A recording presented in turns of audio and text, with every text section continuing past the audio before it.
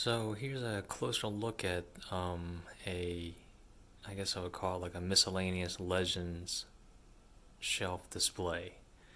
And I'll talk about just where I got this piece from before I get into what's in it. Uh, I look for a number of pieces to fit in this space. This is literally just right on my desk. And everything that's out there for this space, is either extremely expensive, the wrong size, or impossible to light. And so I looked for a long time, didn't see anything that I really liked. And then saw this on, of course, Facebook Marketplace, uh, and it caught my eye, and it was cheap, and I thought that it had a lot of potential, just based on the fact that it's something to start with, where I can modify and make it into something nice, or at least acceptable for me.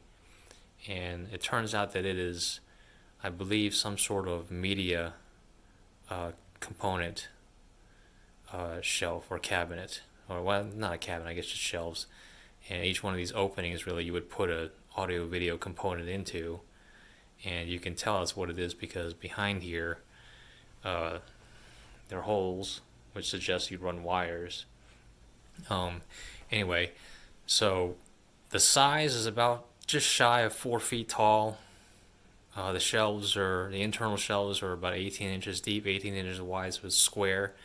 And by comparison, that's actually a good bit deeper and wider than a DTOF shelf, but not quite as tall, obviously. So when I bought this, I knew that this is going to be probably something for smaller figures because the shelves are also not adjustable at all.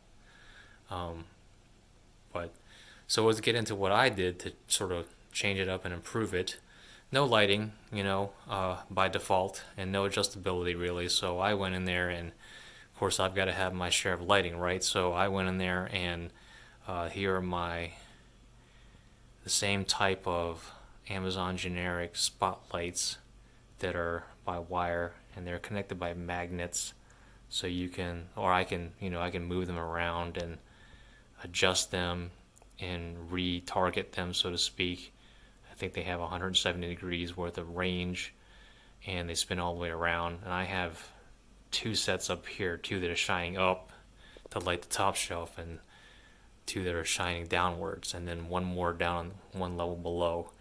And this frame, of course, allows me to put the lights in, but also install this black raceway to conceal the wires. So on the front, you don't see any wires at all. You just see the light, which to me is, I really like that. Just the fact that I can hide the wires and have a real nice clean look and still have all the lighting.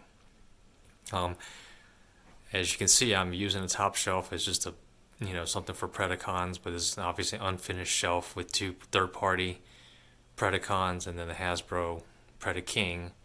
But it's deep, and this could be some place where I put the Hasbro Unicron, or maybe even a third-party Unicron or something like that.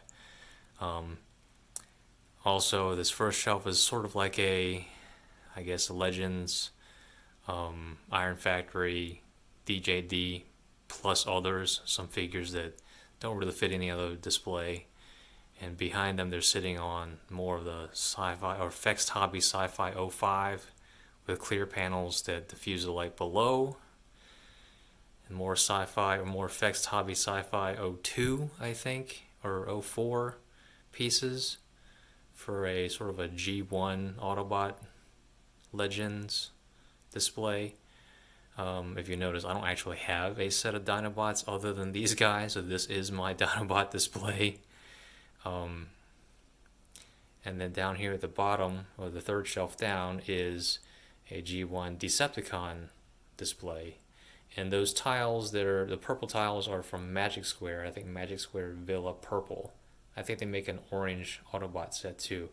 But this is one set of those tiles, and these are on the bottom because I don't intend to have anything. Well, I do have one figure sitting down at the bottom, but not much below. So these tiles are solid and they're not clear, so light cannot travel through them. So I have this display intentionally down here on the bottom, and all the lights above shine down and get down to this shelf pretty well. Um, but yeah, I think that's just about it. I do have some hexagon tiles down here to mirror tiles to reflect a little bit of light. These figures right here probably going to go somewhere else. I don't know where else to put him. He's a cool figure, but doesn't fit anything, so he's just hanging out here. I have some rubber stoppers also to stop it from sliding around because this unit is actually fairly light. And then my lights are on a Wemo smart plug, so they're actually, I can voice control it, put it on schedules, or set them up to a light sensor or a motion sensor, which is what they're on right now. So this display is dark, and then when somebody walks by, it lights up, and then when there's no motion, it shuts down.